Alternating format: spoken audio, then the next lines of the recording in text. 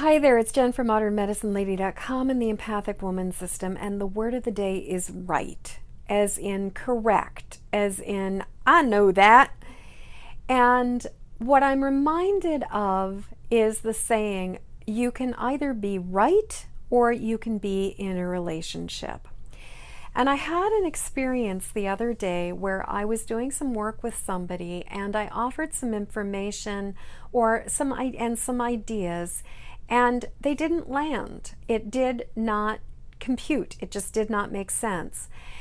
And I was a little sort of surprised that it didn't make sense, and they were a little surprised that it didn't make sense. But instead of being like, oh, well, this has to be true because I'm the one who's telling you, I was really willing to go, that's really curious, and I wonder why this is not making sense, and let's see if we can find a solution to this together. Because I've had the experience before where I've been on the other side of it with people who were more invested in being correct and more invested in being right than actually in having a conversation with me and listening to the information that I had to offer. And what I realized for myself on the other side of this was that it was incredibly off-putting to say to somebody, I don't think what you're saying makes sense to me, and it doesn't feel like the right direction to be talking about or to be going in. To have somebody look at me and say, nope, I'm right, you're wrong, and I know what I'm talking about and you just don't understand yet, it was incredibly alienating and it was really disconnecting. It was not, for me, it was not effective at all. And so I really believe that when it comes to our relationships with people, and particularly when it comes to our hunches, our feelings, our intuition, that we can offer the information that we have as an invitation. We can present things to people, and it's up to them to decide whether it makes sense to them or not.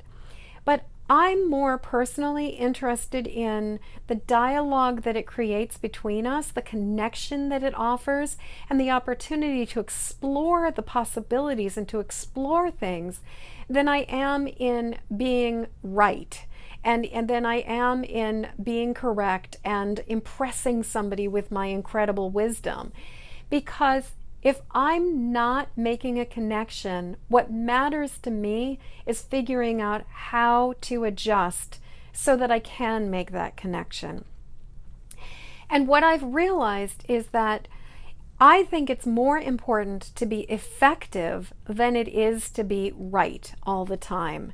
And that a lot of times I think it's more effective to recognize when it's time to course correct and recognize when something is not hitting the mark and then act accordingly than it is to try to justify something that it is not really working, particularly when it comes to being in relationships.